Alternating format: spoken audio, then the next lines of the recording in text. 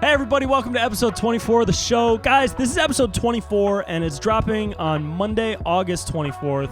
That's 8/24, which here in Los Angeles is Kobe Bryant Day. And some of you guys that have been listening to the show for a while might have heard some of my stories about my experience working at Kobe's camp and having the ability to be around him and learn from him in person. And man, I'm so deeply grateful and have such a strong appreciation that I had the opportunity to be around Kobe and connect with people that are close to Kobe. So I wanted to do something special for this week's episode.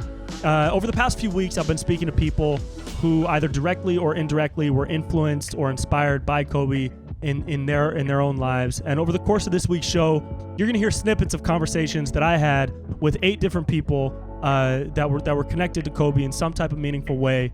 Everybody from Kobe's high school coach, Coach Gregg Downer, to Kumi Tamura, who was a camper at the camp when I was working there and developed a mentorship type relationship with him, all the way to my buddy Rob Best, who I still play basketball with and had the chance to work with Kobe directly on a number of projects, including the camp. And I'm going to start with a conversation that I had with somebody that you might recognize as an NFL Hall of Famer, and I recognize from playing with him on our weekend basketball runs, Terrell Owens, who was actually drafted in 1996 to the NFL, the same year that Kobe was drafted to the NBA, and he developed a friendship with Kobe over the years and has a really unique perspective toward his experience of watching Kobe develop both as a superstar athlete on the court and as a person. You got picked up by the Niners. He got drafted by Charlotte, traded to LA. Coming into both your leagues at the same time, had you heard of him yet? Yeah, I did. I mean, I think everybody realized that he was one of those phenoms. You know, everybody obviously had so much expectations of him. Obviously, the organization, considering they drafted him when they did. And then you started to hear all the stories about, what a phenomenal talent he was and how he patterned his game after Michael Jordan. And so for me, one thing that stuck out in my mind was, I think early on when he was, I think it was his rookie year, and he was playing in the game and they were going to him and he was taking all these shots and he was missing. He was airballing. Yeah, against the Jazz. Right. It was one of those moments. It's like, you really didn't know what the future held for him. And it was like, man, me watching the game, it's like, man, there's so much tremendous pressure on him just as a high schooler, and they're looking for him to take game-winning shots. And the thing was, he wasn't shying away from taking those shots. And so it's, obviously you fast forward and you think about, the people that critique his game and they make such comparisons with whether it's him, Michael Jordan, or they try to rank, him, Mike and LeBron, in no particular order. But you think about how much pressure that had to be on him as a high schooler to not, like I said, have your team and organization look to you to take those shots. And then you just have the balls enough to take them, and, whether you make it or not, you're going to take it. And so for him, that was sort of like a microcosm. We saw a short window of who he was. Mm-hmm. And when you were coming up in your early years and into your career, as your career kind of mirrored his, were there moments where you would see like his highlights or him playing and it would spark something in you? When you talk about the totality and the entirety of his career, I like it because it's not squeaky clean. It's not squeaky clean. He's not perfect, and I like that. And for me, I'm the same way. I'm not a perfect person, and we all aren't perfect beings. And Kobe is a prototype that basically everybody, as you're asking me, we marveled. We look for motivation, inspiration, and just the way he approached the game, just his demeanor while playing the game. These are the things that I watched, and these are some of the things that I had in myself. But then when you think about tough moments that we all have as athletes and we want to push through, or we find ourselves in moments where we're looked upon to make big plays, you kind of think back and you kind of reflect and you think about the greats that have witnessed come through in the most triumphant of times. And so I was the same way when I was on the football field. I knew I wasn't Kobe. I knew I wasn't Michael Jordan. And I knew I wasn't Jerry Rice, who I played with, my teammate. But we always, for me, I never was a high school standout. I wasn't a high school star by any means. And I'll say the same for myself at the collegiate level.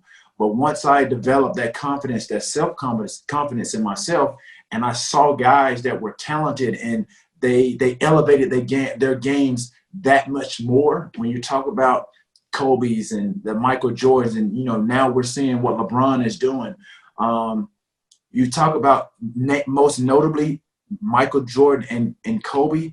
They have that killer instinct, that mentality that you just don't see from certain athletes that we should see it from.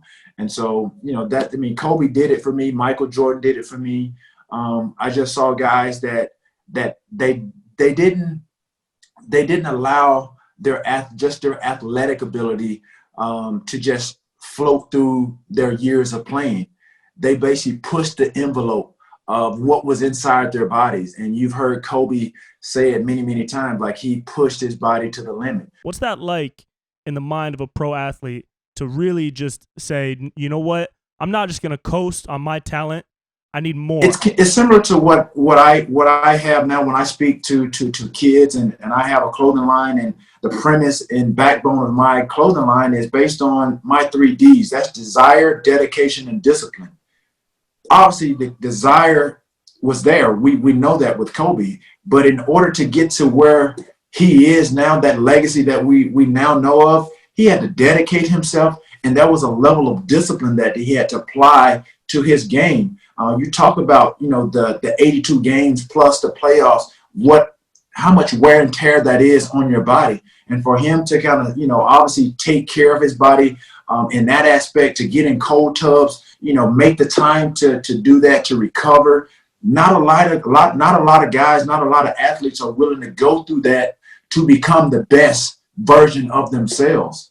And that's what separates Michael Jordan and Kobe and the top 2 in ever to play the game between the next 3 and on. And, you talked about the amount of pressure that pro athletes have, and especially that Kobe had on him when he entered the league, and how that pressure really just intensified throughout his entire career. And he's getting pressure from the organization, pressure to perform well on the court, pressure to be a great businessman. But the through line for Kobe's life was always his family. And it doesn't surprise me. Yes, you have to allow a person to grow up and mature and become the adult and the human beings that they become. And we saw that with Kobe, and we don't know what entails or what goes on when an athlete goes home away from, what they're called their sanctuaries is the court or the football field, or any type of sport court, or whatever the surface is. We don't know what those, we don't know what their life is like, once they leave that and then go home to be a parent, a husband, or what have you. And so I'm glad that there has been a lot of light shed on who Kobe is. I just posted, a picture on Instagram just moments before we got on here. And it was one of the last times that I saw Kobe in person. His daughter, Natalia, I think she was a junior at the time, and she played at Sage Hill, playing volleyball. She played at Sage Hill High School, and my daughter, who was a freshman playing on the varsity at Culver City High School, they played a volleyball match against them. And so I didn't know Kobe was going to be in the building. I was just being a dad, doing something that, I didn't have and didn't experience with my dad, but just being there to support my daughter, my kids. And so, man, I walked in the gym, and him and Vanessa, they were sitting up top. And so I saw him from across the floor. I walked over, and we just ended up talking, not about sports or anything, but we were just talking about our daughters and just being there and support. Yeah, the way he carried himself with his relationships, whether they were personal or business, big or small, he really gave every ounce of his energy to every relationship he kept. And I think that's something that he gave to a lot of people. That's an inspiration that he gave to a lot of people, Is there anything that really stands out for you as something that you continue to take and incorporate into your own life that you feel like he was a big influence for? I think about, kind of that mentality of, what Kobe would do, just forging ahead, moving forward, moving through things. And there's going to be, it's not going to be as designed. It's not going to be as seamless as we would like. And so, for me, that's how Kobe was. He had such a great gift and talent. And, there's a statement, and I think every great gift deserves or demands a great response. And that's really, in essence, what Kobe did. Especially for me, didn't have the expectations or the potential that Kobe had as an athlete. But my desire, my dedication, my discipline, and guys like Kobe and Michael Jordan, they helped me along the way. They pushed me to know that there's greatness on the other end of mediocrity.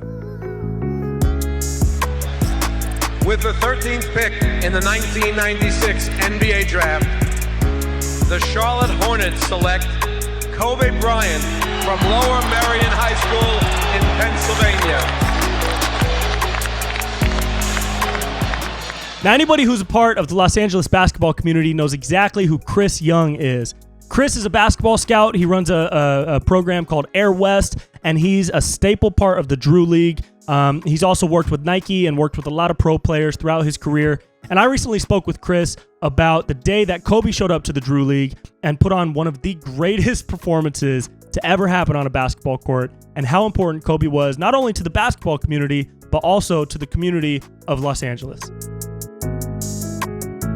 Yeah, man. Is this like the first summer for you without the Drew League in a long time? Yeah, it was 1996.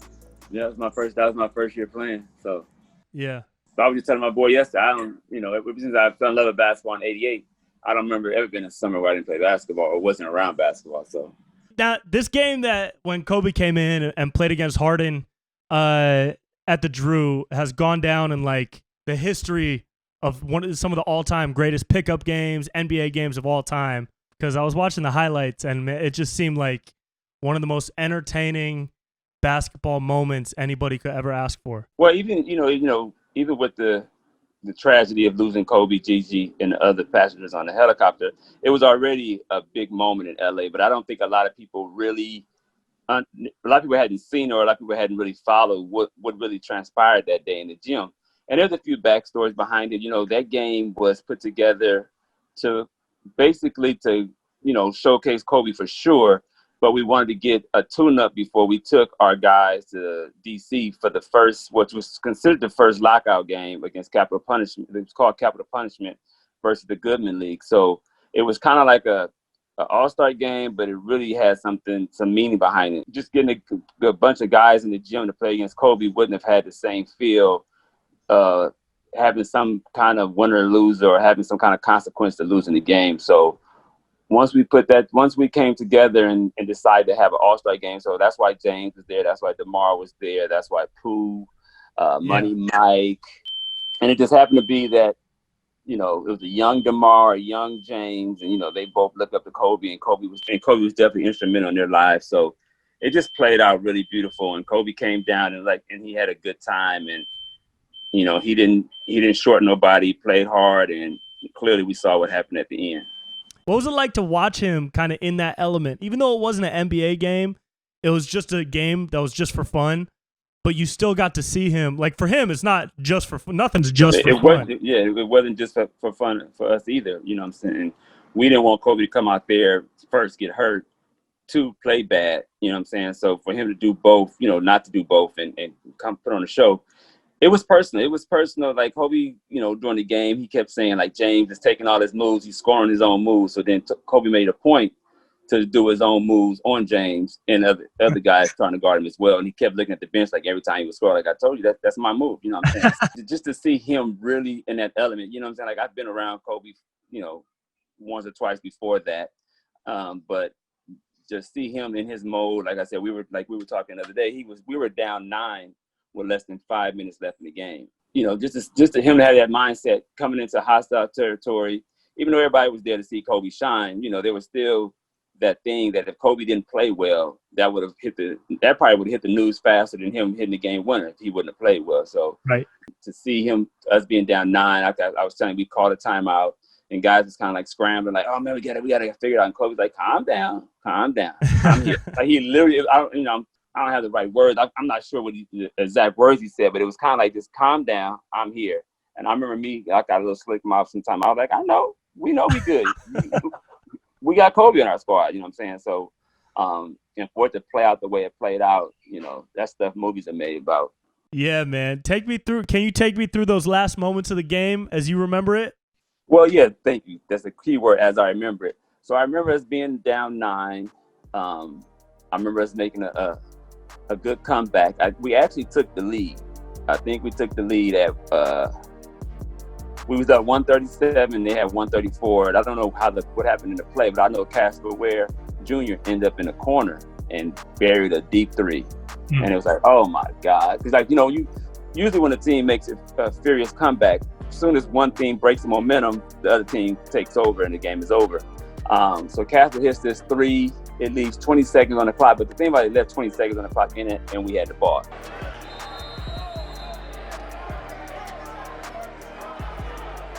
If we didn't have the ball, then I probably would have been real nervous. So Kobe, we inbound the ball to Kobe, and he just casually just dribbles up the court.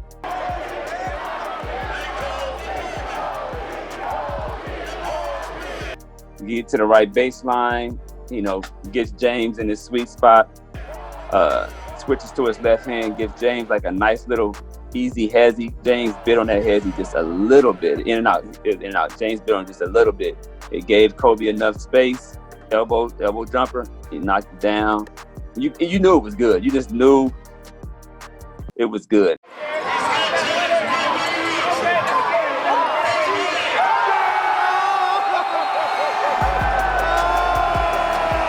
And I'm a huge basketball fan, so and I followed the Rucker, and I've seen all the Dr. J and the Kareem and all these great moments, and I've seen some really great moments in the Drew League, but just to see Kobe, that's just when you know you're special, when you could just on demand just give people what they wanted to see, you know what I'm saying? So for him to hit that shot right then and there, and then he backs up, and I was telling somebody yesterday, puts his hands in the air like he's Muhammad Ali, and I've never seen that many people around Kobe, not in South Central LA, you know what I'm saying? And he was comfortable, and it wasn't all that he was trying to get up out of there. Like you see on the video, at one point one of the cops was like, yeah, we can get you out here right now.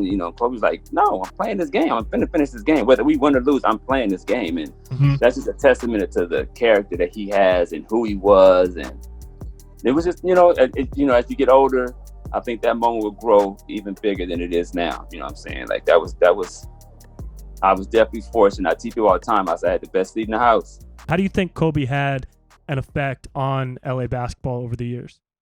Well, I mean, outside just everybody taking bad shots, thinking they Kobe, he always inspired a lot of people, even in his younger years, because Kobe came here as a kid and we watched him grow up. So that's one of the things that's really, sad about this situation is like, we literally saw Kobe grow up, you know what I'm saying? We saw him become a man. We saw him become a father, a husband, and all that good stuff. And I think his biggest influence was the last few years. People get to see him with Gigi and with Team Mamba. And that's just one of the things that some people don't understand is that once they start playing, they become more human. Things aren't as stressful as it is. And Kobe was just really settling into the person that I think the world would have even loved twice over. You know what I'm saying? It was just, he was just a different person. We're all a work in progress, but he's definitely a good person to mold some of your motivation and intentions, because he always seemed to have the right intentions. And that's one of the things that's lost in basketball is the intentions and why are we doing certain things. Kobe came to the Drew League at probably $200 million at the time, and he still played the game like as if he was trying to get his a 10-day contract. You know what I'm saying? So yeah. He was becoming something. He was really becoming a force in the women's game and to kids developing and learning how to play basketball. So, like I said, we lost a lot with that, and hopefully people like myself and yourself, just takes on the little things that we learned from him or saw from him, and share them with the next generation.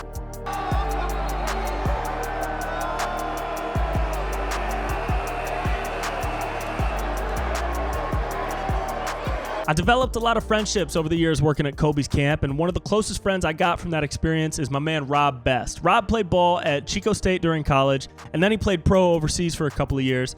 And over the course of this episode, you're going to hear moments of the conversation that I had with Rob where we got a chance to share some stories and reflect on some memories of working with Kobe, being around Kobe, working at the camp, everything from the day Lil Bow Wow showed up and challenged Kobe for a backpack full of cash, all the way to a moment that I had with Kobe that significantly changed my life forever. So in this first clip of the conversation I had with Rob, he talks about how he first got involved with the camp, some of his earliest moments working with Kobe, and one specific memory that we could only describe as Kobe being Kobe.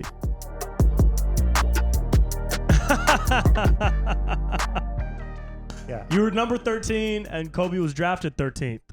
We were bonded. The universe founded the connection early, bro. Yeah. We're undeniable. Yeah. I don't know if you knew this. Between me and Kobe combined, we've got 5 NBA championships. Wow. Right? Wow. Yeah. That's a lot. It's a lot. That's more than most people have in the world. Yes. Wow. Congratulations. Thank you. Where do you keep your rings? Oh, I donated them. Oh, nice. That's smart. Yeah. That's very generous of you. Yeah, I'm selfless. You played at Chico State, yeah? I did. And then what was your basketball career like after Chico State? I wouldn't really call it a career. Uh-huh. I was a kid. I had some fun. Yeah, but you kept playing competitively. Kept playing competitively. Had some good times in Belgium. That's right. By chance, my dad played ball with this guy who ended up coaching in China. So when I thought I was done, I ended up having an opportunity to play a season in Beijing after that. Wow. How old were you? 20s? Man, early 20s. Yeah. Every team needs a shooter. Yeah. If I was playing in today's world, I feel like maybe I'd have a better gig. Today's style of play. Well, yeah, because the range has moved out so far. On the style too. And the style, yeah. Yeah, the style fits the way. I was just a volume shooter. I happen to shoot at a high clip. Yeah. Good percentage. That's cool. You still play like that though. Dude, on these Saturday runs, you're pulling up from half court, drilling. That's. It's just for fun, and we're all messing around. But that's only as far as I can run. It's right? It's like watching the echo of Rob Best, dude. It's like watching the echoes. I love hearing in the water. But you've known me long enough to know that's as far as I can go. I can't. Once I get past half court, I'm tired, I'm winded. I'm just gonna shoot and go back, right? Yeah. But I like that you bring that up because you're the host. I get it. You're focusing on, but you gotta start sharing the fact that if I'm not chasing you around the wing, then you're running the opposite wing. And that's when we look for, we need another basketball on the court. Because when you and I are on the same team, we're both putting up shots. Oh, it's lights out, dude. It's total lights out. Yeah. It's lights. People don't really touch the ball. No, they don't. So you stayed active in the basketball world, your whole life, obviously. But when did you start getting involved at Kobe camp? Because that's when you and I met. Was at the Kobe Academy, back when it was the Academy, when it was at UC Santa Barbara, but you were involved in it when it was at LMU. So what were the early days like of getting involved with him in the camp? Man, it was fun. It was like an adult going to camp, right? Yeah. Like we were focused on making sure the kids had a good experience, but we were the ones that were really going to camp. That's what it felt like in Santa Barbara too, man. Yeah, for sure. So Kobe had a guy that was really close with him. And by chance, he and I were friends, like just random chance, right? My basketball days were done. I was fat and gross and, I was just trying to work and pay bills, right? Mm-hmm. And then all of a sudden someone says, man, can you run with us in this pickup league? We've been getting beat pretty bad and we could use a little help. And I'm thinking, I'm not the guy but I could use the workout, right? Yeah. And I had one of those games where, you're not on the court for a few years and for some reason the rim is really big, right? So from what I understand, that game has become like a barbershop legend game. It was an inner city game and all these like teams with athletes and like good ball players. They're either former or current ball players. And this team was like friends of mine that I'd never really played outside of some pickup ball with, and they were just getting destroyed in this league. Yeah. So I show up And I'm thinking I'm what I used to be. I'm not, but I'm thinking that because I'm that guy that doesn't. Yeah. And I'm walking on the court and I'm already thinking like, oh, this feels good again, you know? So I just kind of had that bounce in my step and just found the clip, right? Yep. I'm talking trash. And the guys on my team are like, yo, you can't do that. Like these guys are going to do something. I'm like, what do you know? Like shoot your shot, talk some trash. Like they don't respect you because you're not doing that. Like that's my, right? Sure. So I don't know. I dropped like 40 something points that game. Whew. We lost by 2 or 3 points. Mind you, this team was getting literally blown, no exaggeration, by 40, 50 points, right? Mm-hmm. So I'm walking out like popping my own collar thinking and that was the moment like, okay, you know, I should get back into shape. Yeah. That transitioned into this guy who was close to Kobe, but at the time was working with Nike. He had a group of guys that he was putting together for street ball. So this is around the time when And One was really big, right? Mm-hmm. And Nike was doing whatever they could do to compete in the street ball scene. So this guy was working with Nike, basketball, marketing, getting close to Kobe, but he had this group of ball players and we were just local guys that some of us played some high level ball. Some of us were just known as street ball guys. Yeah. Well, things transitioned. This guy ends up working full time with Kobe and left Nike and starts designing some stuff around Kobe. And one of them became Kobe Bryant Basketball Academy. So he pulled a lot of us from that same group and said, hey, I need these guys to help run the camp. You know, we need coaches, we need counselors, we need interns, we need commissioners, right? And all of us, Kobe, yeah, we're in, of course, right? Yeah. Like he's still number 8, you know? Yep. He's got the afro, and we're like, yeah, Kobe. And man, so year one, you know, it was an unexpected frenzy, right?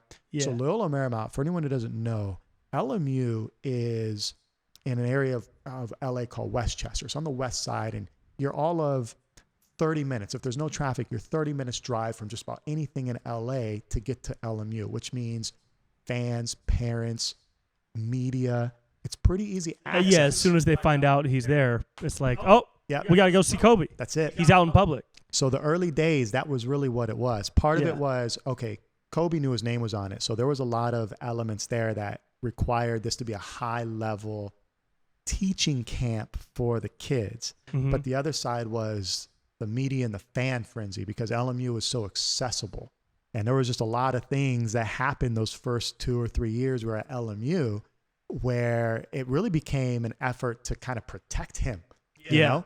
Yeah. But it was a lot of fun, man. We were all learning on the go of what this was like to build out camp for a guy with his type of public persona. Yeah. It was cool, man. It was a lot of fun. I want you to tell me that story of when you guys had to surround him and he got bombarded. Because I think that's so funny and it really speaks to like who he was and what he preaches. You know, him getting bombarded is common, right?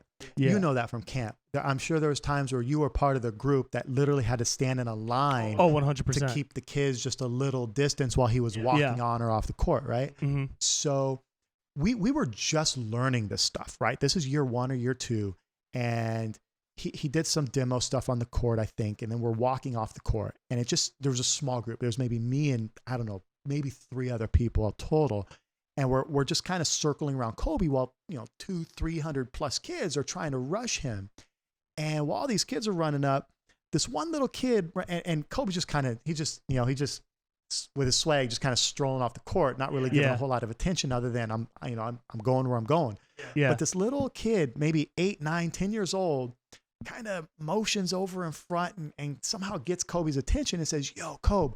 Now this is at the same time when things weren't looking so great for the Lakers, and Kobe's thinking, I want to win. And if the Lakers aren't going to put together a roster that can win a ring, I need to consider other options, right? This was mid 2000s ish. Yeah. Mid to late 2000s.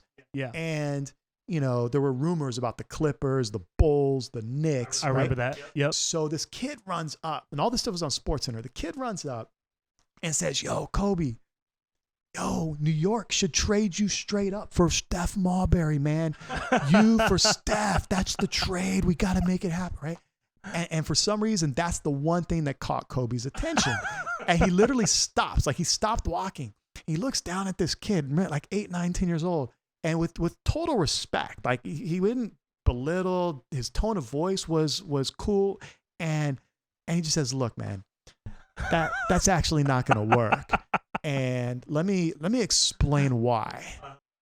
Why that would be a terrible trade. So he does that. Yeah, it's exactly what he does with the kid. Yeah. Like this is like financially, with skill level, with where the franchises are going, with where the franchises can go, with current rosters, with like he literally breaks down piece by piece, and he spends a few minutes really doing it. And the kid's just like in deer in headlights. Like, the kid's dazed. Oh, yeah. Right. Like, okay, Kobe. Right. And the few of us that really understood what was going on in our minds, we're thinking like, oh my gosh, this is classic. Like this is, you said it once, like this is Kobe being Kobe. Yeah. So yeah, he finished breaking it down. He's like, all right, cool. And then on about his day, right into the back, did the media thing next. And to me, it was just like that one moment. Like the kid's like 9 years old, but let me talk to you like an adult for a moment. Yeah. Oh, it's so good. Yeah. That's amazing. Yeah. And that is Kobe being Kobe. 100%. Those times when you get up early and you work hard. Those times when you stay up late and you work hard. Those times when you don't feel like working, you're too tired, you don't want to push yourself, but you do it anyway. That is actually the dream.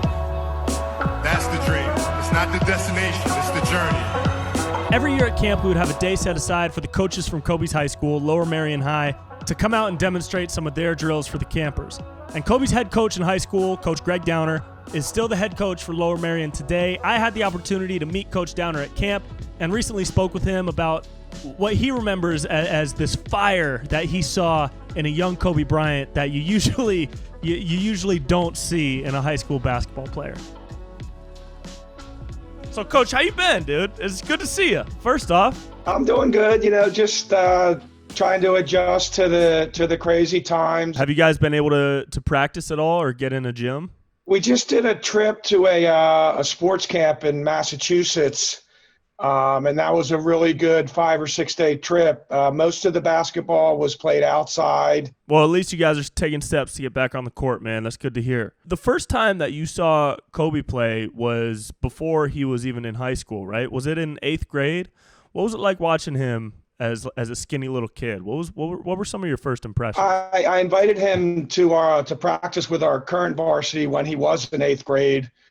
I had heard a lot about him. There's this really good player in your junior high system. And I knew Kobe's dad. I was, a season ticket holder as a kid with the Sixers, and I certainly knew who Kobe's dad was. And so anyway, we invited him to work out with the varsity, and 5 minutes into that workout, this story's been told a lot, but I turned to my assistant coaches and I said, this kid's a pro. Mm-hmm. Like, I was amazed what I saw right away. At the time, 6'2", 140 pounds, but the foundation of his skills and his dribbling and his shooting and his athleticism, at the time he was 13 years old, I just couldn't register in my own head, from a progression, what this kid could look like when he was 17. And then as I got to know the work ethic and his ambition and his hatred of losing, I became even more convinced that this kid was going to be special. Can you give me an example during his high school run of a moment where you were really like, oh, that's a hatred of losing? There it is, right there. Like where his work ethic and ambition kind of combined and made your eyes pop. One time there was this little 5'6" guard of ours. He was a substitute. His name was Robbie Schwartz. And, our scrimmages, we play up to X amount of points. If you lose, you have to run. There's always a punishment to the losing team. And Rob Schwartz had a critical turnover, and he was on Kobe's team. And all of a sudden, Kobe's team lost the drill, which was going to result in some running. And I said, okay, guys, let's do a quick water break and then get back to the running. And Kobe chased Robbie into the hallway. And, at first you're thinking he's like kidding around and this is going to be kind of loosey-goosey, But then as time went on, you're like, he is not kidding at all. He is going to wrap his hands around Robbie's neck and he's going to tell Robbie, like, I don't care what spot you are on this team, one more turnover. I don't want to see any more turnovers like this. I'm not going to the end line to run. And Robbie tells that story a lot. Robbie tells how borderline petrified he was. And but it showed that in a practice setting, Kobe was a 10 out of 10 serious, and he did not want to lose no matter what. In high school, you guys won the state championship in '96, and I remember reading somewhere that Vince Carter won his state championship playing with a broken arm or playing with an injury around the same time. Well, there's two stories touching upon Vince Carter. I think I knew how to poke Kobe. I think I knew how to poke his competitive instincts. And in 1995, heading into 96, back then, the really national most important summer camp was called the ABCD camp. It took place in Teaneck, New Jersey. And, everybody had a list, and, where was Kobe on the list nationally? And Vince Carter was number one. Tim Thomas was number two. And I poked at Kobe and I said, this Vince Carter guy's better than you. This Vince Carter guy's thought to be better than you. And, we have yet to win a state championship, and Vince Carter won a state championship with one arm. And when you're telling Kobe this, smoke is coming out of his ears.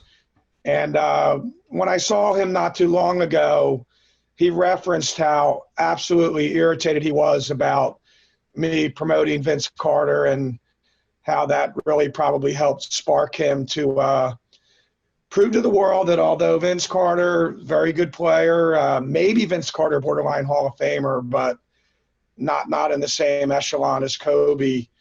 The mass story is correlated to his internal toughness, his hatred of losing. We're heading into the state semifinal against our arch rival Chester, who had beaten us by 27 points in 1995. They are the team quite often to get through to get to the Pennsylvania State Championship. The game was held in front of 10,000 fans at the historic Palestra. People were scalping tickets in the streets. It was a very difficult ticket to get. The fire marshal was there trying to clear the aisles of all the fans. And Kobe broke his nose a few days before that game in practice. So for a few days, he was experimenting with a mask so that he could play. He didn't like it. The mask was fogging up. The mask was messing up his peripheral vision. So, and we were also trying to keep this kind of secret from Chester, because we thought if Chester knew that he had a broken nose, they might come after it. So we were just getting ready to go out after warming up. He warmed up with the mask at the Palestra. We came into the locker room. We were having final words, final motivation. If we win this game, we're going to the state championship. If we lose this game, our season is going to end. And you're looking at Kobe, he rips his mask off of his face, throws it off the wall, and said, guys, let's go to war. I'm ready to go to war. And that can give anybody goosebumps.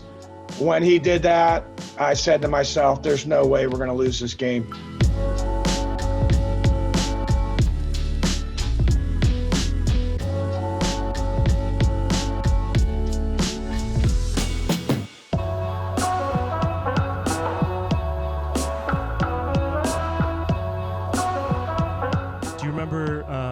When Bow Wow showed up?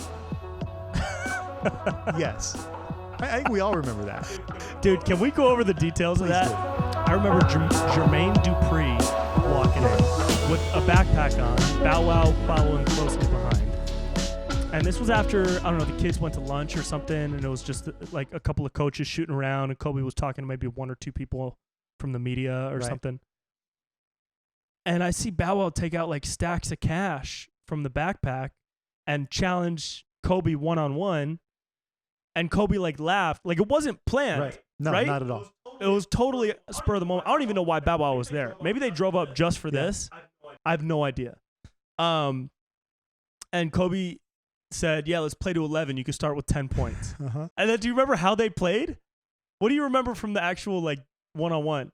Once the game started, it was kind of like when he played the White Mamba. Yeah.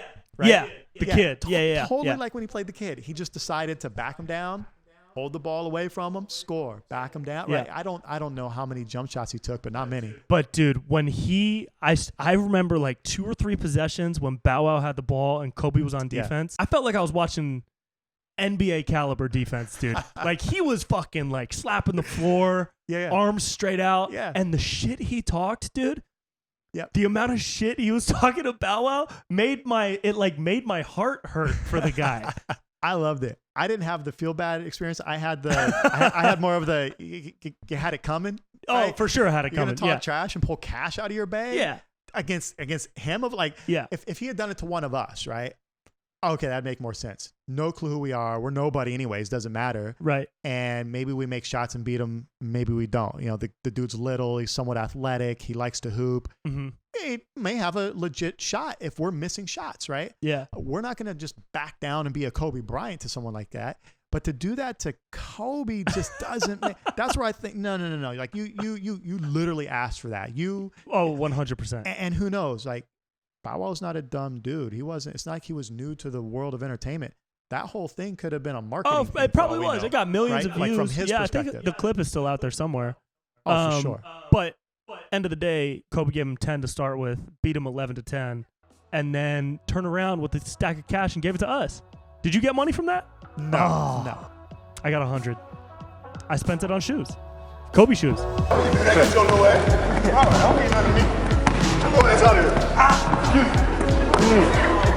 Come on, Bob. Come on, man.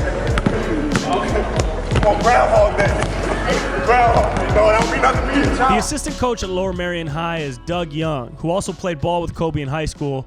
And we spoke about a different type of motivation that Kobe found off the court in the classroom. We were talking the other day, and you mentioned one of the most influential things for him in high school wasn't even on the court. It was in his English class. Yeah, so we have just a phenomenal English teacher at Lower Merion, Gene Mastriano. I was fortunate to have Gene. Kobe had Gene. And,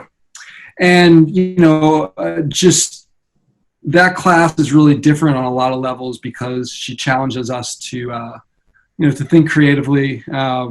And she wanted us to write, and to write from the heart. And it wasn't about critical analysis of a book or, it wasn't about, some structured essay. It was, try to, dig deep into your emotions and your experiences and write about it. And so that personal reflection, that personal narrative, was the first time, I had been exposed to something like that in class. And, from what Kobe had shared and, what I know of the relationship he had with Gene, very much kind of that first chapter of his world of storytelling, I think was happening, back in high school English class.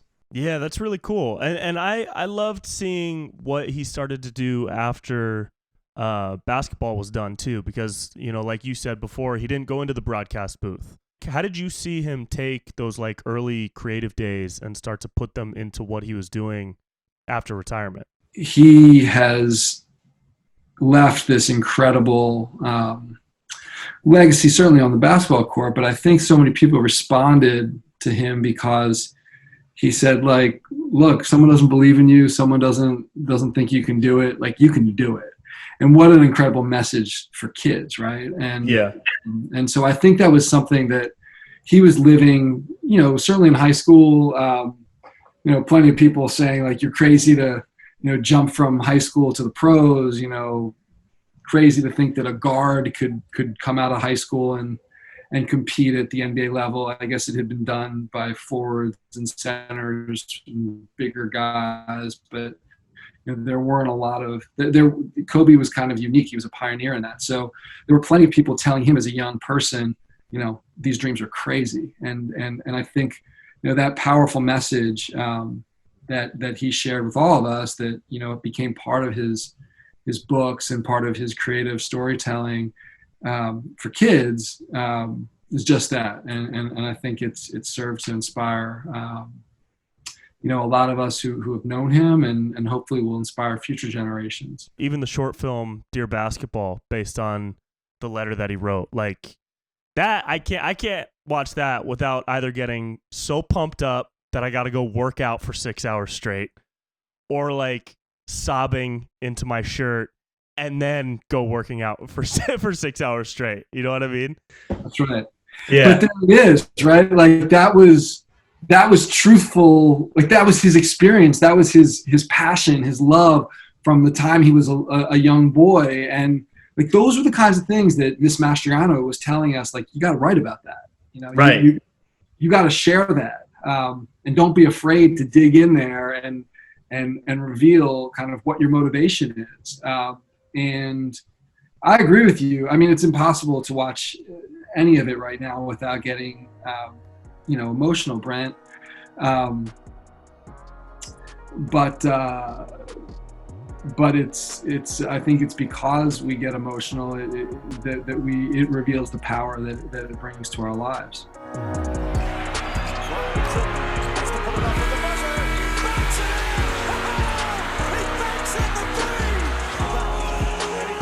Do you remember at camp when it was at UC Santa Barbara and that kid went up to him? It might have been in like the Q&A session, and he was like, "Yo, Kobe, I know you're the black Mamba." It was this little white kid.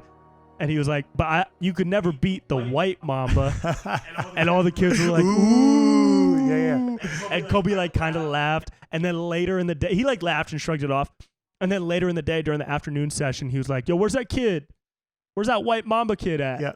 And all the kids were like, "He's right here. He's over here." And the kid like slowly stood up. Yeah. And then he took him one-on-one, and he beat him 5-0. Yeah. And played kind of straight up defense too. He did. Oh, and I remember the kid. I mean, again, this kid was maybe 12. Yeah. If that. Yeah. And he's what, like 4 foot nothing.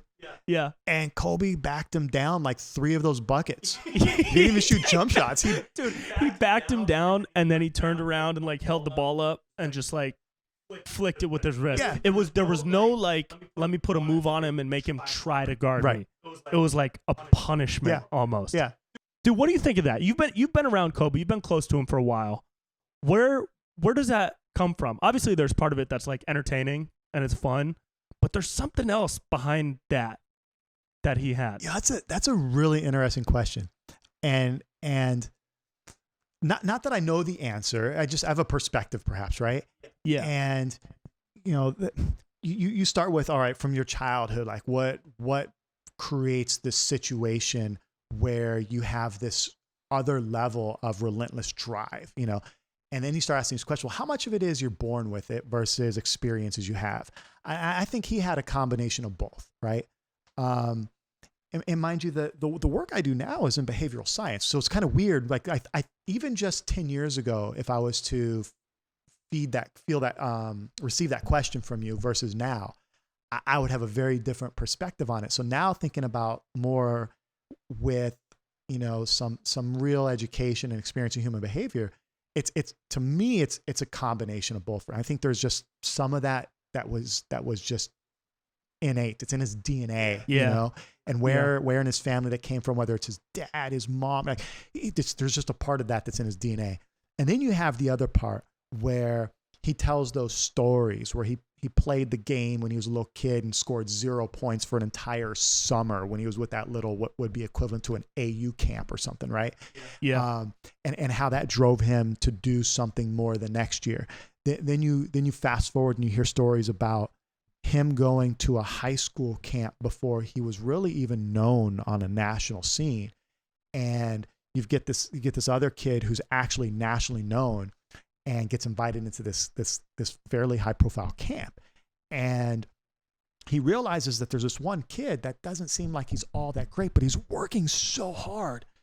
And by the end of the camp, the whoever was running the camp let this other kid know, like, yo, that's Kobe Bryant. He's like, I don't know.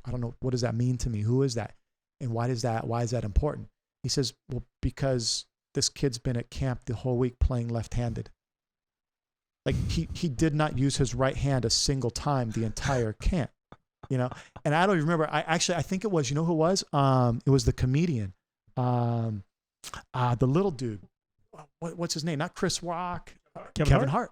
It was Kevin Hart. Kevin Hart went to a camp, and Kevin Hart was like, "Yo, I'm gonna be a ball player," and then he didn't know who Kobe was. They went to the same. They went to the same basketball camp. That's Kevin so tells funny. the story, Yeah. and it's Kevin Hart, right? So the story's awesome when it comes from him.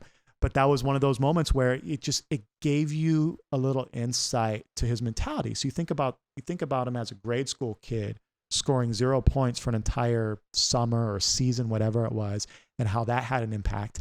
And then just a few years later, the same guy goes to a high school basketball camp and plays the entire week with only his left hand.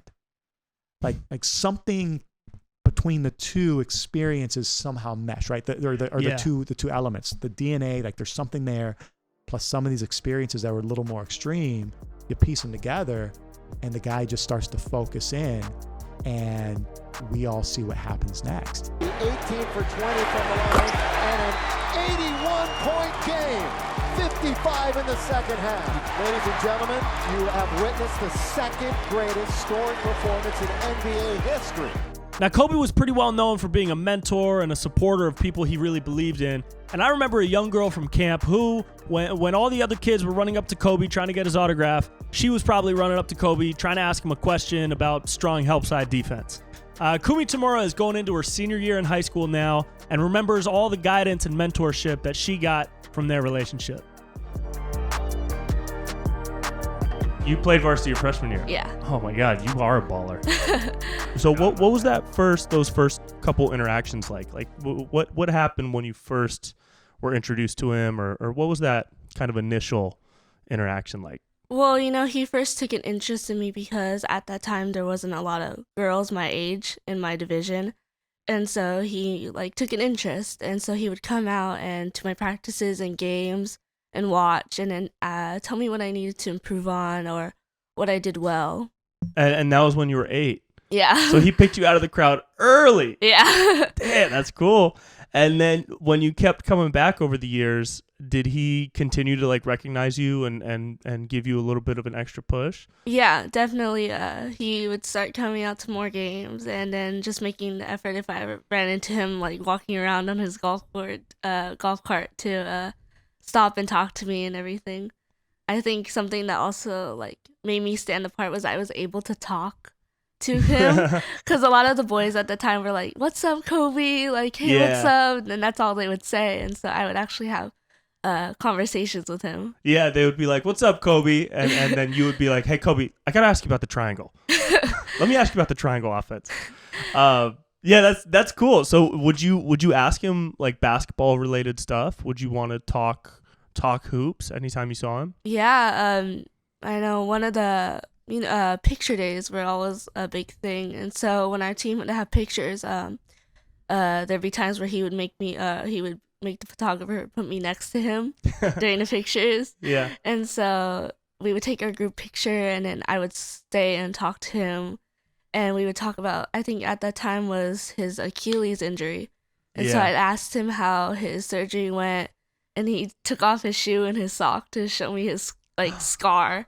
It was really big. Yeah, but that's really cool. And then it developed from there, right? You started keeping in touch even outside of camp. Yeah, where I would run into him at events, Nike or his own events, and he would make the effort to come and talk to me or my family. That's cool. And what was that like, knowing that you had somebody like him in your corner? Did that kind of hype you up a little bit more? What was it like walking around knowing I got Kobe backing me? Yeah, that was definitely fun.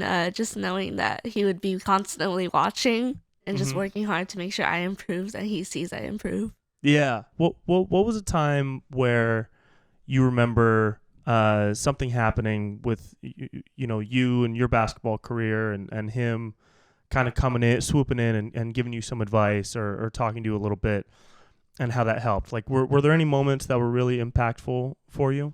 Yeah, definitely. About 2-3 years ago during club AAU tryouts, I felt like I should have been placed on a higher team and that I wasn't given a fair tryout.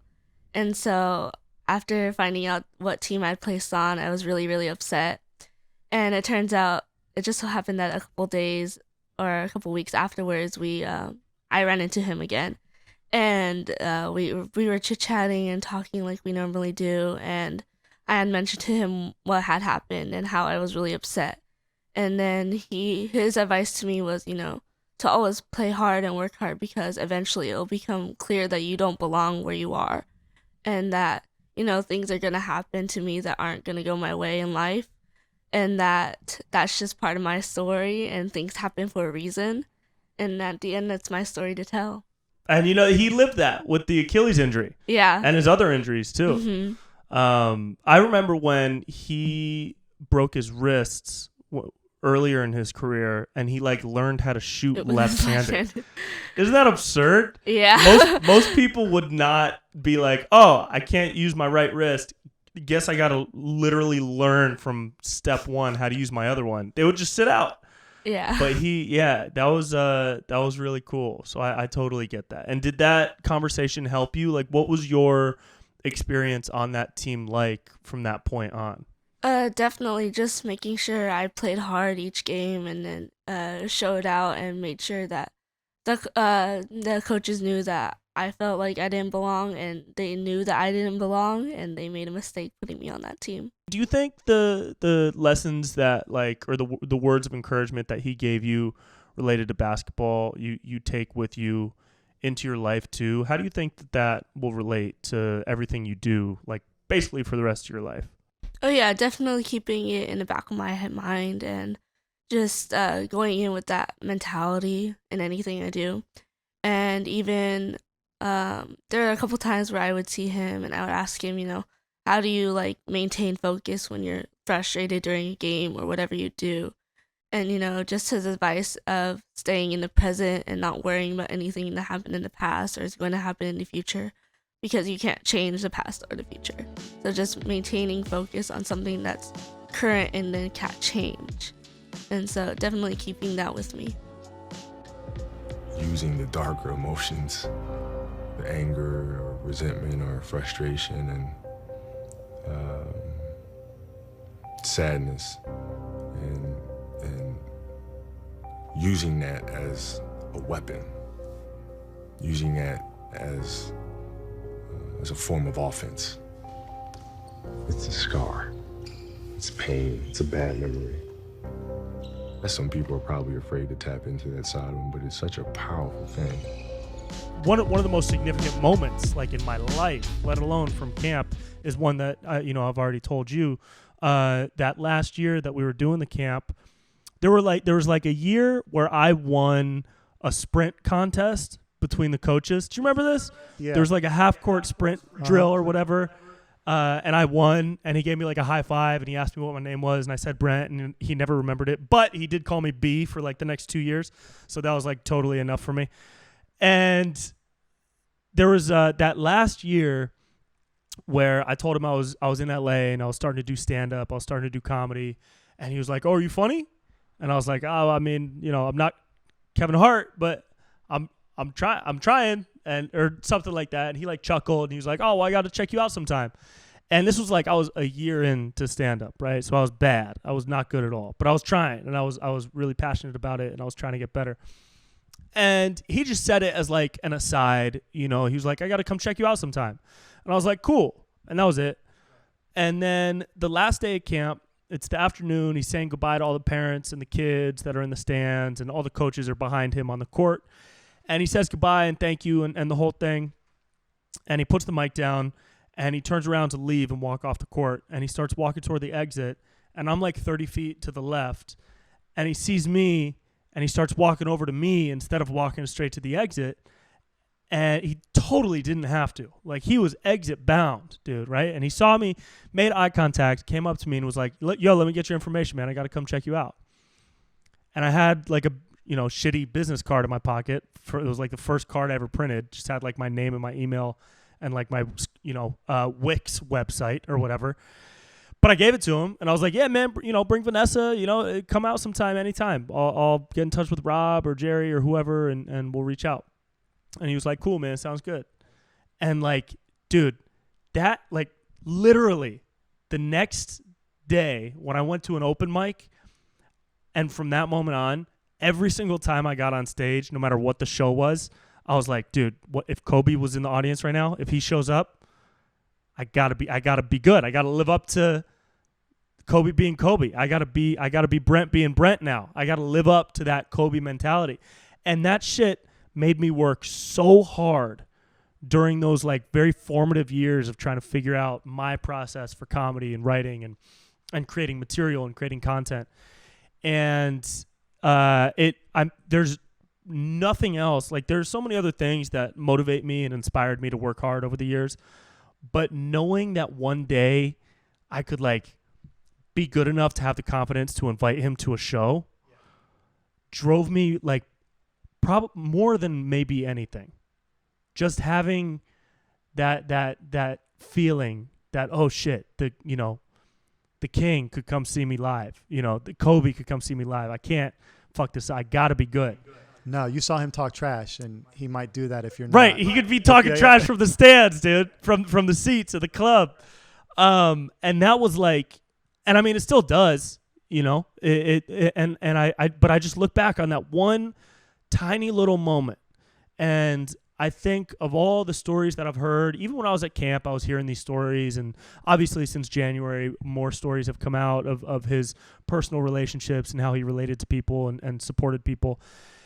And it's those tiny little moments, dude, and those really like meaningful acts that a lot of people either avoid doing or gloss over because they think that those moments don't matter, when in fact some of those small moments could be the most significant moments of somebody's life.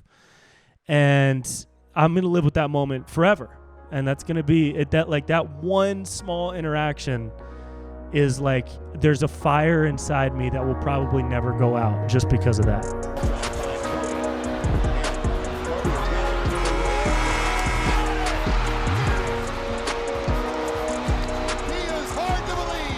Now, we all know Kobe was a monster on the court, right? But his drive was just starting to take off in other areas after retirement.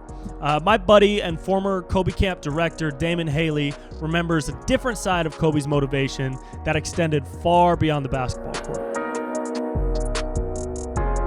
Well, thank you so much for coming to Kick It, man. I really appreciate it. We met just like I met a lot of other people in Kobe's life through the camp. That's right. Yeah, that was KBA. The KBA Basketball Academy, baby. That's right. I'm still wearing the shirt too. This is a little faded, but it's still working. It's a little faded, yeah. It's still working. Yep. It's still working. I put up a lot of jump shots in this. Do you remember some of those moments where he was just like very attuned to detail? Because his thing was always detail. Just the little slightest things, you could just tell his mind was working. He was very present all the time. And I think that's the one thing I noticed about him. He was present all the time, meaning he can take in a lot of information, process it, and then develop a point of view. He can develop a better way or alternative ways, and then really contribute to how we were marketing him and things that he'd like to see out of the marketing efforts that we did. So I think that's kind of one of the best things I liked about him, because he challenged me in that way. Yeah, that's got to be rare too, right? For a celebrity of that caliber to be so hands-on involved. It really just depends on how you engage. And so I've seen athletes that kind of mail it in, and I've seen athletes that just show up like it's work. But I mean, he just wasn't like that. He didn't show up like it's work. He showed up like every moment means something. Everything has to be in place, and challenging the people as a coworker would, or as a manager would, just always managing the process, and but with him, he was always kind of on fire. He was always lit, if you will, so it was good. Like I said, even with the camp, Jerry and I, and shout out to Rob Pelinka too, Go Blue, Wolverine connection there. Yep. When I did the camp, Jerry had shared that he wanted to talk to the coaches about the curriculum before the camp. And I was like, I've never had any athlete do that, And so for a kids camp. For a kids camp. We're not talking about kids. Kids. Like we're talking kids, about dude. 7 I can barely dribble type Yeah, of thing, and yeah. I'm just coming for daycare and all that. Yeah. And man, he jumped on the phone, and I was like, whew, you know, like he was really into it. And, you know, you would ask me, you know, Mom, have I played hoop? No, I was a baseball player. I maybe can still hit a curve or slow fastball. But I had to learn triangle, flex, and motion offense because I could not have this dude catch me with my pants down, man. Right. You know, right. and ask me a question I didn't know. All BS aside, I really did have to study the motion, the flex, and the triangle. I had seen it, but I had to know just as much as him to carry at least 2 levels or 3 levels into a conversation with him. Right. When he says, hey, D, how come? Hey, D, how, that kind of thing. And then Right. even to talk to the coaches to make sure they're at least doing the basics. Right. So, I mean, that's how, like, into it, like, even the camp stuff he was involved with, man. Because you wouldn't want to get caught up if he was like, hey, D, so what do you do on the backdoor cut if your wingman goes up top? And then there's a screen and roll. What are you gonna do? That right there, you know, and he would, Yeah, because yeah. obviously he's the expert, you know, he's the master of all of the offenses. So I mean, but that's just the kind of intensity that he brought even to camp, you know, because he can point out a kid and jump out there and say, hey, no. Exactly what you said. Hey, do this, do that, and then chew out the coach, you know, because he doesn't know it. And then he might even give some to the parent to say, hey, you got to teach the kid. I mean, but that's what he was really, really about, man. He was very intense on, like I said, the curriculum, the instruction, like no one I've ever seen, man. Yeah, and you had the opportunity to be around him through Nike and through the camp and through the marketing aspect of what he was doing. What's something that you took from that experience that you saw him do that you still kind of live with or operate with today? Like, was there an element of what he did, whether it was being present or having that commitment to detail that he did? What did you take from those experiences that you still see shine through your life today? Oh, that's an easy one. It's the expression of right now. Because I used to have on my computer today. Mm-hmm. And then I had on my computer right now. And I was in a conversation with Kobe one time, and I was catching the not so good part of the conversation. And I said, hey, man, I'm on it right now. And he said, no, D, I need you on it right now. And then we went ahead on, and I said, and it was another scenario. I'm on it right now. And he said, no, I need you on it right now. And so if it's anything that I take from the guy is to be on it right now. I live with that to this day. I was talking to somebody today who works for me, and they said, okay, Damon, I'm on it right now. And I said, oh, man, I need to give you a taste of that Mamba. I need you on it right now. And we got a laugh out of it. But that's one thing I take from me. And God willing, I actually have a book on winning right now. It's actually working on it now. Amazing. I finished it. Working on it now. Yeah. And he's the sole purpose behind it. Oh, that's incredible, winning man. Right now. And then, like we talked before about MJ's at his memorial, how MJ talked about he would just bug him about questions, and I think MJ said that he started approaching it differently when he saw it was love and passion. Yeah. And I thought that Kobe had a love and passion for learning, and if he liked a certain genre of music or how you played in the symphony, he might just pick up the phone and talk to that one composer, or he may talk to that one musician, and to get a feel, to get behind what was your passion, what was your drive, what was your purpose around that. Similar to how MJ said he wanted to live up to his expectations, I think when someone approaches you and you know they have love, they have passion, and a genuine interest, you're going to give them your all. And I think Kobe was able to develop a lot of relationships like that. This is a guy who earned an Oscar after playing ball. This is a guy who was beloved in different areas of LA, different areas of business, because when he grabbed a hold of you from an intellectual standpoint and a passion standpoint, you just had to give him whatever it is that he wanted, and I think that he touched so many people in that way. And we saw glimpses of that after his playing days with all of the relationships and all the different businesses that I think he had a strong command of. He definitely had a vision for and was working on command. I mean, people don't know it, but he had an ad agency. At one time. So whatever he took interest in, he scaled and learned quickly. And we talked about the capacity to learn. Not only did he have the capacity, but that passion and that interest took him over the top. I think he's one of the most dynamic athletes, businessmen that I've been around, to be quite honest. And I think it's driven by really his intellect and his passion. And that detail that we talk about. You combine those three things, it's dangerous in terms of what can be done and the potential that can be had. And he was just really at the tip of the iceberg with all of it. With half a minute to play, Bryant for the lead. Yes! Kobe Bryant gives the Lakers the lead. So one of the guys that's part of this group that you've talked with is Doug Young. Mm-hmm. So this is Doug's story, not mine. Doug shared it with me when I visited him one of the last few years over in Philadelphia. We actually went to Lower Merion. It was my first time getting to see the Bryant Gymnasium. Oh, cool. The gym Kobe built. Well, while we were there, we went over to the original gym where Kobe actually played his high school games when he was at Lower Merion. And Doug was telling the story of how Kobe would do a lot of his summer workouts there.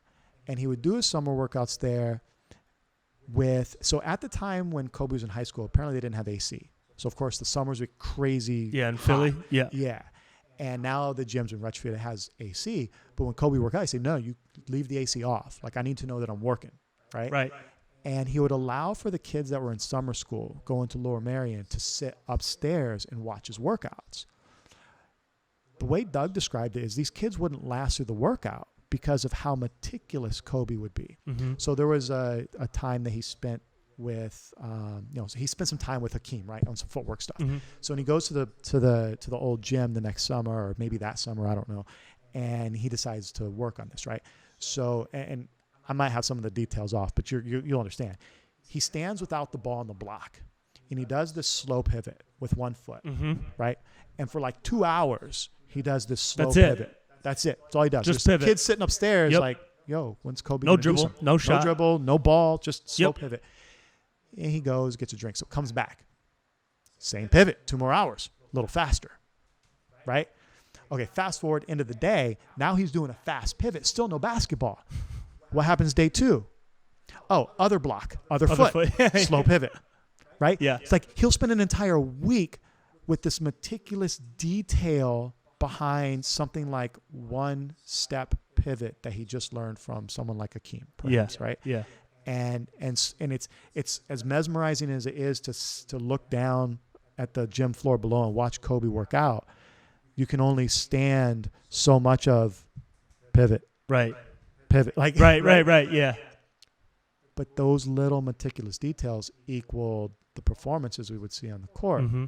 So it's just, and again, I know people are probably overwhelmed at this point with all the variety of stories that come from, how this dude would choose to make sure he was doing more than the next guy. Yeah. Was just incredible. Yeah. That's that mentality, dude. That's that Mamba mentality, dude. Kobe being Kobe. The other forward for the final time, number 24 on the floor, 6'6". High school, 5-time world champion, Kobe Bryant.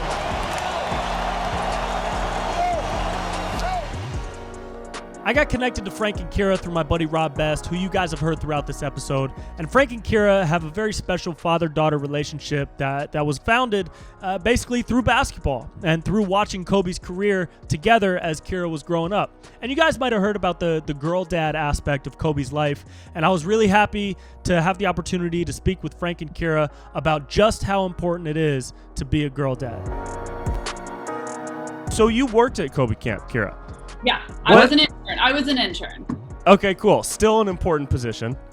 Still an important position. What were some of the early days where, Kira, you were first introduced to the NBA and to Kobe? So I grew up a ballet dancer, so it seems unlikely that a ballet dancer would somehow fall, for Kobe and his basketball ways. But my mom and I shared that growing up. She trained me growing up, and that was our bond. And I think my dad and I were looking for something to connect on. And because my dad played college basketball, he, I think, saw that as an opportunity to introduce basketball into my life. I think it was kind of an evolution because I was a big Showtime fan of the Lakers. And then when you arrived, ultimately I was watching Lakers, and I trained you to enjoy them like me. And of course, it evolved from Shaq and Kobe to mostly Kobe.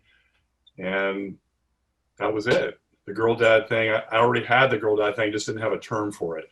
That's awesome. And Frank, you said you grew up a fan of the Showtime Lakers. I grew up near Sacramento, so I think you're pretty lucky to not have brought the Kings in to try and form this bond with your daughter. What were those moments like, sharing that Kobe experience when he was in his prime with your daughter, Frank? What was that like? All the playoffs, just watching Kobe work so hard, his competitive spirit, that also helped me kind of reflect to her about, gee, hard work gets you everything.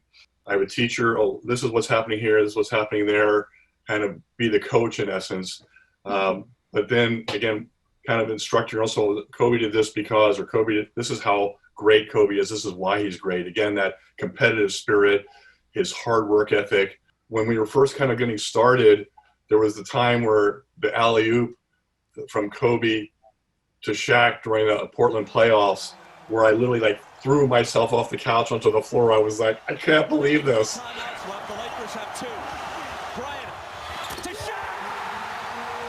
My dad is 6'6", so it's really not easy for him to end up on the floor. He heaved himself onto the floor, and I've never seen anything like it before.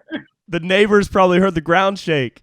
Frank, can you talk a little bit about what it was like to watch Kobe first succeed on the court, but also know that he had daughters and a family to support? And how did that kind of inspire you and influence you as a father? I think watching his whole persona change when he was talking about his daughters, his family, he became this very big smile on his face, how happy he was, how much he embraced his daughters. And then the whole girl dad term kind of relatively new to me. And I think Kobe kind of embraced that as I did too. I mean, I really love my daughter deeply and I think Kobe did too. And I think unconditionally loving them, but also motivating them, teaching them about hard work, all those things were something I learned from Kobe and watched Kobe embrace. I mean, obviously seeing him on the court and just his presence when he walked into a room was like, you had chills all over your body. But one day I remember he was watching a game, and all the interns were sitting around watching, and Natalia and Gigi and Vanessa came in, and we never expected to see them to show up to camp. I mean, why would they need to be there? And the energy in the room changed, and he greeted them with a big hug and a big kiss, and they sat in the bleachers with us and watched him coach the games, and he kept looking over at them, and there was a different warmth that he had when they were there. And I thought that was so fascinating to see, because all you really hear about Kobe on the court is he's a monster. How did he do that? Best player of eternity. But for me to be able to see a glimpse into his personal life in such a soft and caring way was so unique. And I think I saw his true love for his daughters and his family in just that short amount of time. I just feel pretty lucky to be able to see that. Kira, can you speak to the importance of the phrase "girl dad" and maybe what that means to you? Yeah, I just feel really grateful that there is now a term for it, because for so many years I was always saying, I have the best dad in the world. And, everybody says that, oh, I have the best dad in the world. But truly, I have the best dad in the entire world. And so for there to finally be a kind of globally known term now that everybody kind of can relate to, when you hear the word girl dad, it's, oh, like you're a different type of dad. And so for there to finally, it's like, thank God there's now a term for me to be able to describe my dad. Like, he is the ultimate girl dad. He's my number one fan. He's the most supportive and loving person. And again, I just feel so grateful and lucky that we got to share all those years watching Kobe. And it was like a bond that we'll truly never forget. And we were able to relive that going to the memorial and connecting with other girl dads there who were sharing that same love in their heart for each other and for Kobe. All the girl dads were holding hands walking through the memorial site. It was like, it meant something different to be the dad of a girl. And now I think officially does, when you have that knowledge of what a girl dad really is. And I feel lucky to have one. And the Lakers close out Kobe Bryant's career with a win and one of the great farewell performances in any sport at any time, authored by one of the NBA's all-time greats. Kobe Bryant, 60 points, 23 in the fourth quarter of his farewell game.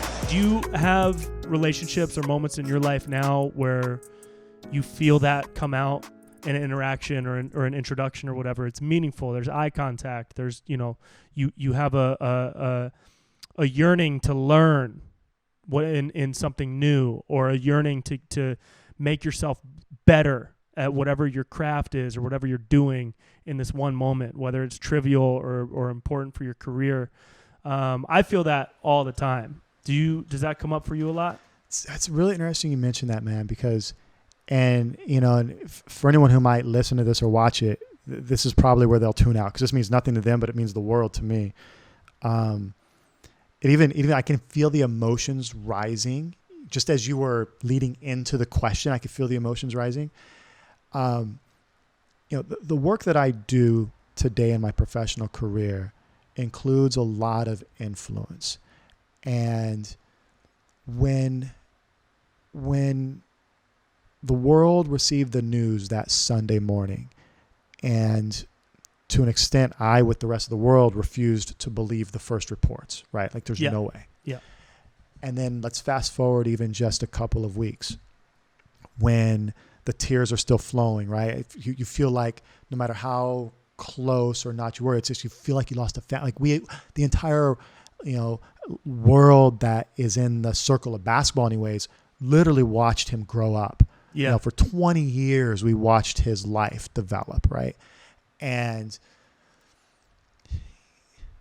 man, you feel like there's a message for this not to just be a passing moment.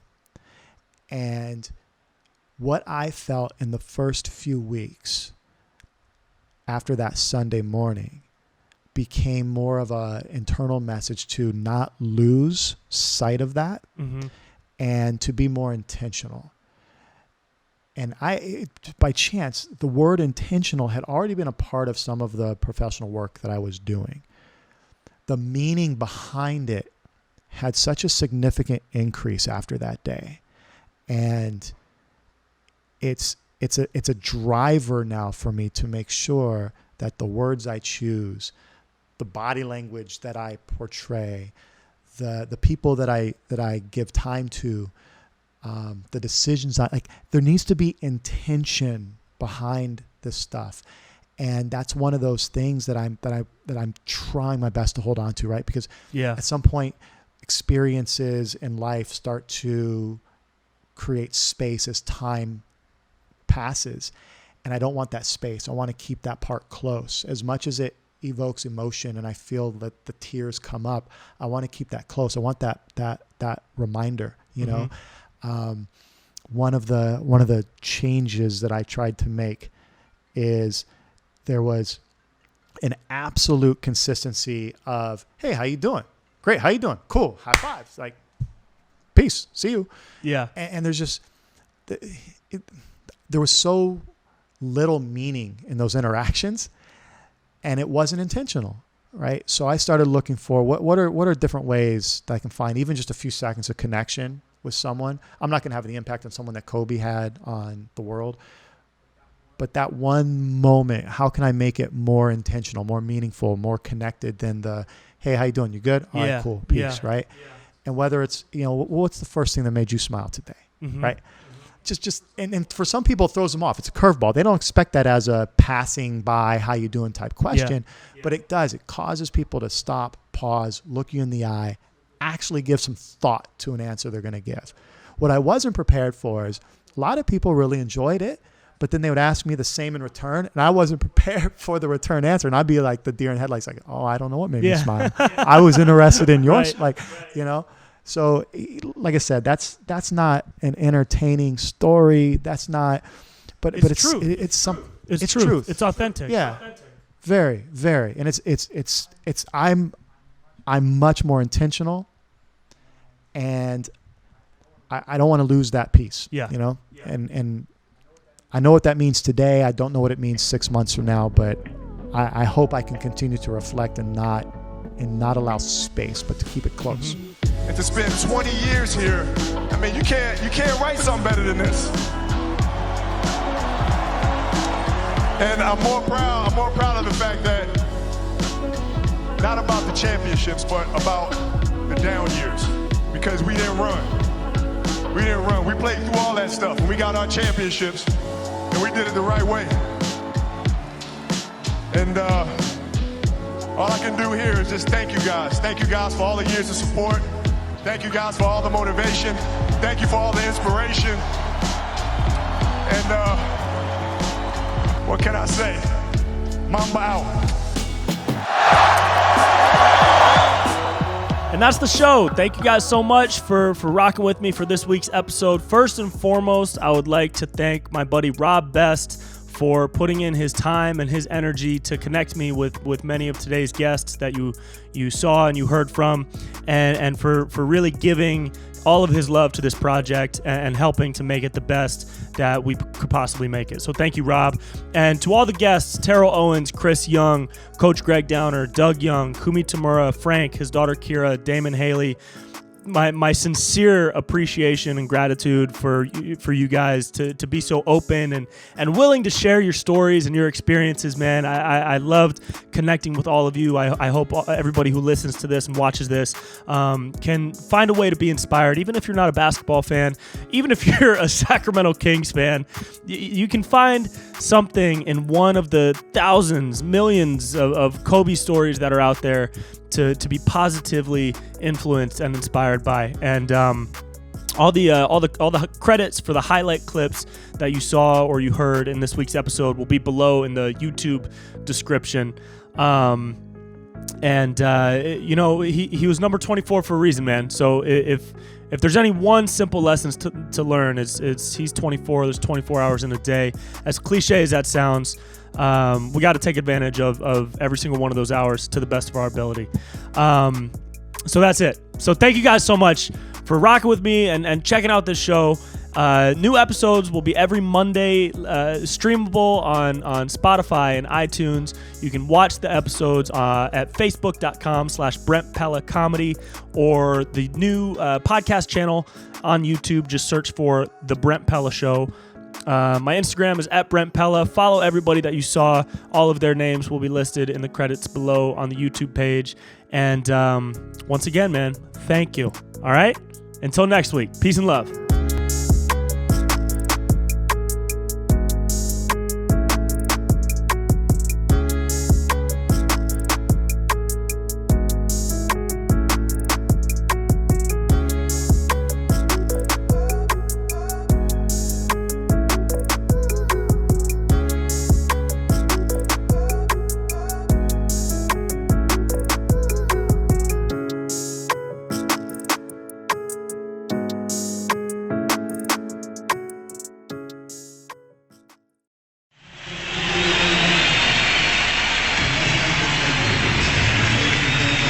Your time. How disappointed are you? Well, I just hate losing. It's a tough loss. You know, they played extremely well. We just have to get ready for the off season. You know, next season for us starts right now. Can you assess exactly what went wrong? Was it too many injuries? Was it Shaq's foot at the beginning of the year? Can you begin to assess why you lost this series? Nah, I mean, you know, we have a million and one excuses that we could go to. Fact of the matter is, we're not going to make any. They played better than we did in the series. We had our opportunities to win it. Didn't go for us. You know, so we just have to regroup. Like I said, next season starts right now, and you know, come back next season ready to play. How much harder will you work in this offseason now to get back to the championship? I'll push myself to exhaustion. Kobe, we thank you for your time. All right.